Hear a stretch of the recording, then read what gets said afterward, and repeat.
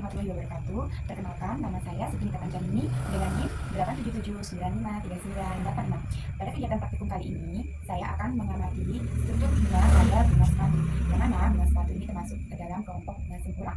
Adapun alat dan bahan yang saya gunakan untuk mengamati struktur bunga sepatu antara lain satu buah pisau cutter dan satu buah pinset, dan juga bunga sepatu. Bunga sepatu atau lebih dikenal dengan nama latin Hibiscus rosa sinensis adalah tanaman hias yang banyak tumbuh di daerah tropis. Mereka memiliki bunga berwarna cerah serta ukuran yang cukup besar. Bunga sepatu terdiri atas beberapa bagian utama.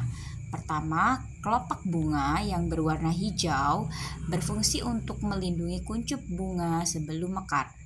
Di bawah kelopak terdapat tangkai bunga yang mana berperan untuk menopang bunga agar tetap berdiri. Selanjutnya adalah kelopak bunga yang memiliki warna mencolok, biasanya berwarna merah dan memiliki fungsi untuk menarik perhatian serangga atau binatang pemakan nektar.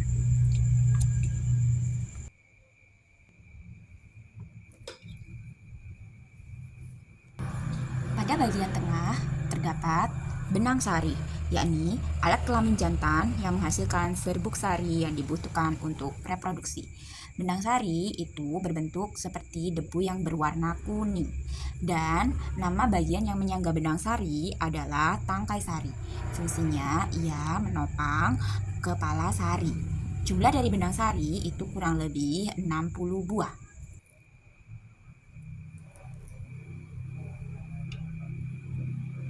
Selanjutnya, pada bagian atas yang berwarna merah gelap itu disebut sebagai kepala putik, merupakan bagian fertil pada bunga di mana bakal buah dan bakal biji berada. Putik sendiri adalah sebagai alat kelamin betina.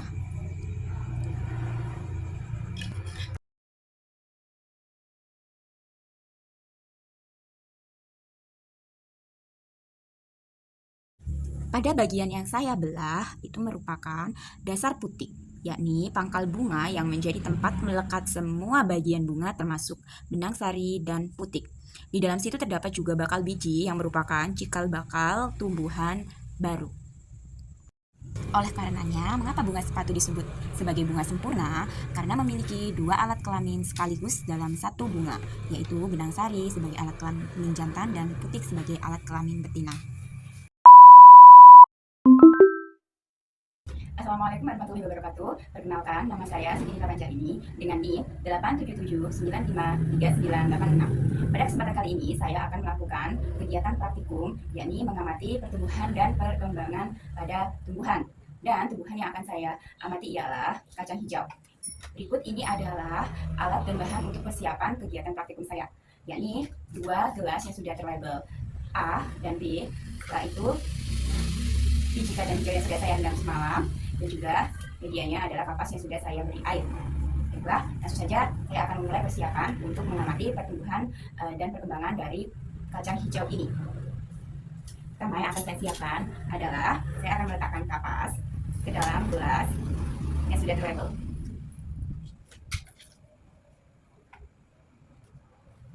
Sebelumnya kapasnya sudah saya beri air.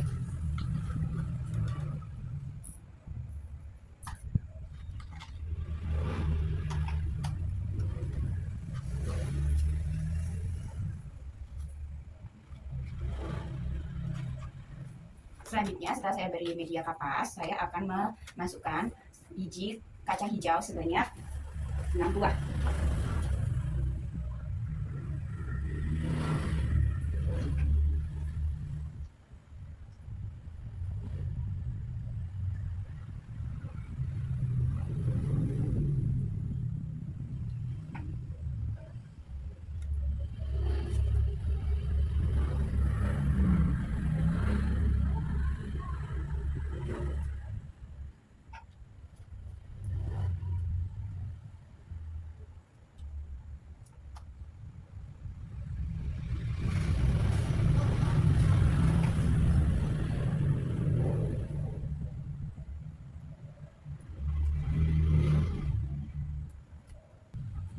Setelah selesai saya masukkan biji kacang hijau ini, saya akan menyimpannya di tempat yang terbuka, namun tidak terkena sinar matahari langsung.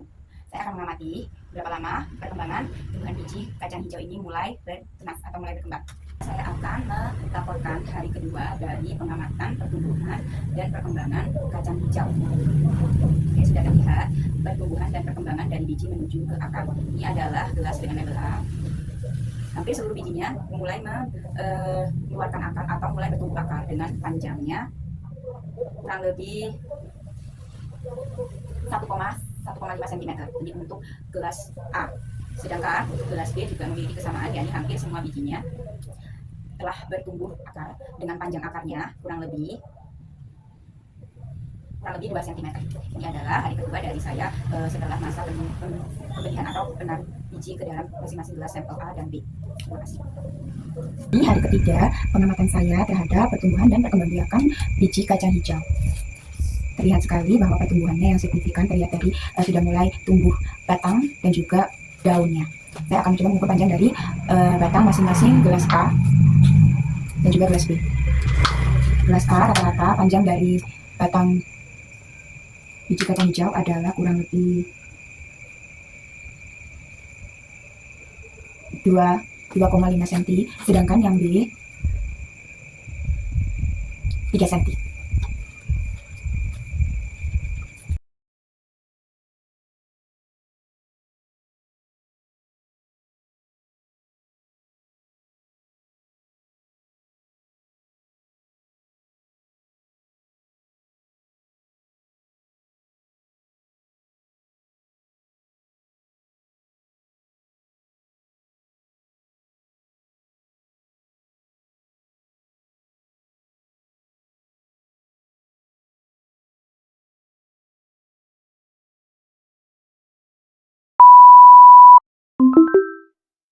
Assalamualaikum warahmatullahi wabarakatuh. Pada kesempatan kali ini saya akan melakukan praktikum pertumbuhan dan perkembangan pada hewan, yang mana pertumbuhan dan perkembangan hewan dari lalat buah. Di sini alat dan bahan yang telah saya sediakan, yaitu alatnya ada pisau, sendok, terus ada mangkuk dan juga ada gelas. Sedangkan bahannya saya menggunakan buah labu. Pertama-tama marilah kita potong setengah bagian labu jadi beberapa bagian.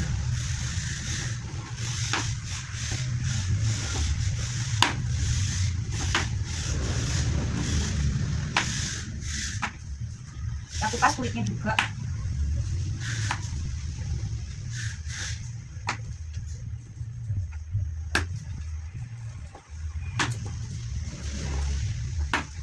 Sebelumnya dalam mangkok ini saya sudah menyiapkan biji dari buah labu untuk saya campurkan ke dalam potongan labu. Baiklah, sekarang kita pindahkan ke dalam mangkuk.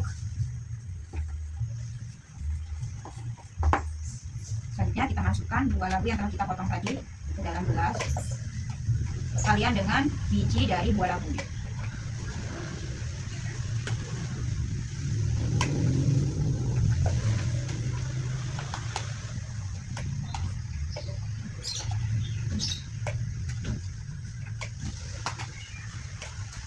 Kenapa saya menggunakan labu? Karena bahan yang ada yaitu labu. Jadinya saya menggunakan bahan yang ada, menggunakan buah labu. Setelah kita masukkan ke dalam gelas, kita akan menunggu selama 1 hari sampai lalat buahnya masuk. Setelah itu kita akan tutup dengan plastik dan juga mengikatnya. Lalu kita akan melihat bagaimana perkembangan perkembangbiakan lalat buah terhadap buah labu ini. Terima kasih. Ini adalah proses menunggu lalat buah untuk masuk ke dalam gelas. Pada hari kedua sudah terlihat beberapa lalat buah yang terperangkap di dalam gelas yang berisi buah labu. Kemudian saya menutupnya dengan plastik yang saya rekatkan dengan karet untuk melihat proses perkembangbiakan lalat buah. Setelahnya, saya akan memberikan lubang di atas plastik yang telah direkatkan karet dan menunggu selama beberapa hari. Pada hari ke-10, semua lalat telah keluar dari pupa dan menjadi imago atau lalat dewasa. Setelah mereka melalui proses metamorfosis, pada hari ketiga ada beberapa telur. Kemudian di hari keempat, sebagian telur telah menetas menjadi larva. Dan di hari kelima, sebagian larva telah menjadi pupa. Dan sampai pada hari ke-9, pupa mulai berubah warna, dan di hari ke-10 pada saat sore hari, lalat keluar dari pupa dan menjadi imago.